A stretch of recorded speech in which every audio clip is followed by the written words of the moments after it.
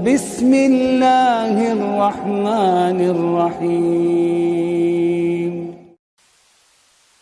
Bapak sudah tahu belum bedanya mengerjakan dengan mendirikan? Kalau yang mengerjakan sholat, ya asal saja sholatnya. Ada yang mengerjakan sholat tetapi Allah tidak menyukainya. Tadi waktu subuh dibaca, wawailul lil musallina alladzina hum an sholatihim sahun.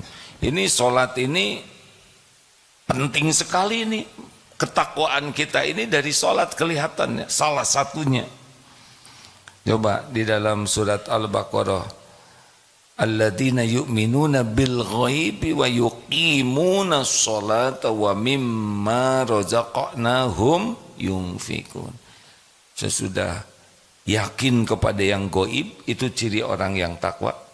Alif lam mim zalikal kitabul la raiba fihi hudal lil muttaqin. Siapa? Alladzina yu'minuna bil ghaib, yaitu orang-orang yang beriman, orang yang bertakwa itu yang beriman kepada yang gaib.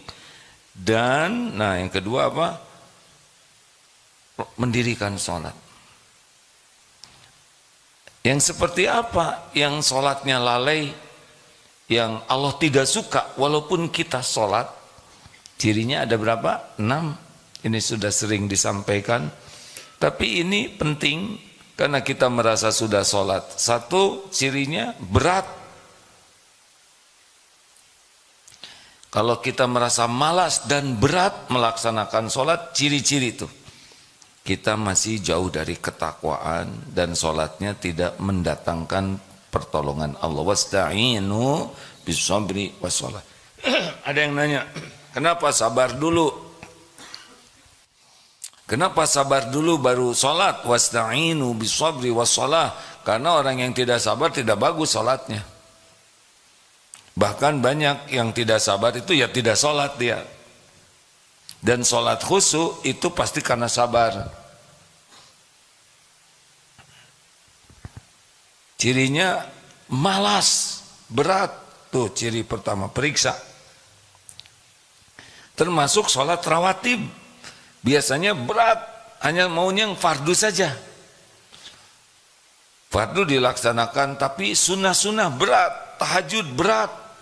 Ini ciri-ciri ini kurang bagus kualitas sholat. 2, riya. Ingin dilihat orang, dinilai orang.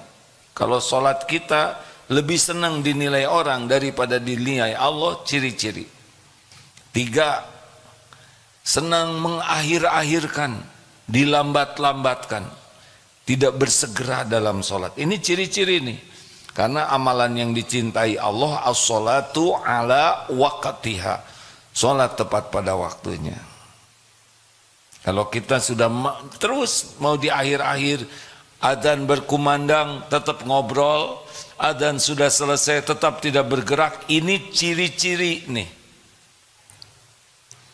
Ada saja alasan, masakan belum beres, ini belum nyuci, belum kering, ini rapat belum tuntas, ada saja, itu udah ciri tuh.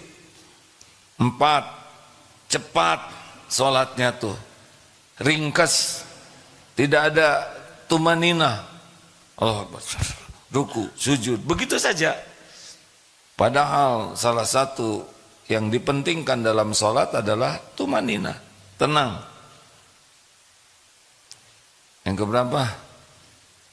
5, sedikit ingat Allahnya. Tadi sholat bagaimana? Dibaca ayat yang agak panjang, makin lengkap lamunannya. Ya. Ketika dibaca yang pendek, nah ini dia nih, benar imam nih. Makanya tadi kombinasi. Yang rakaat pertama panjang, karena khawatir pas rakaat kedua sudah cemas. Wah gawat nih, panjang lagi.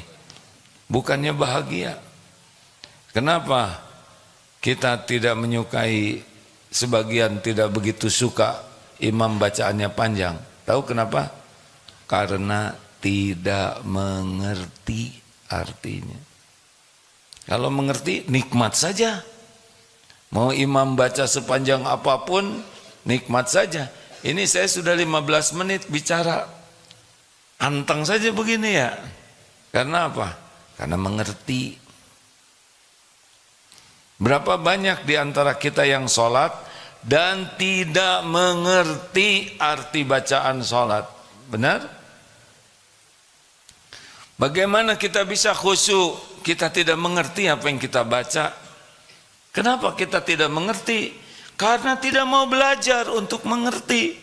Kita puas apa adanya. Puas dengan sholat yang apa adanya. Dari dulu itu. Yang dipegang cuman pelajaran SD. Sekarang umur 70 tahun. Jadi jelas. Kenapa hidup ini ribet terus, Pak? Halo? Jelas tidak? Karena memang kita tidak melakukan apa yang Allah sukai. Kita sholat, tapi tidak mendirikan sholat. Yang Allah sukai itu mendirikan sholat. Wa aqimis sholat li dzikri, dan dirikanlah sholat untuk mengingatku, mengingat Allah. Lah kita sholat segala diingat selain Allah. Jadi kebalik-balik. Makanya salah satu ciri ketakwaan seseorang pasti bagus sholatnya.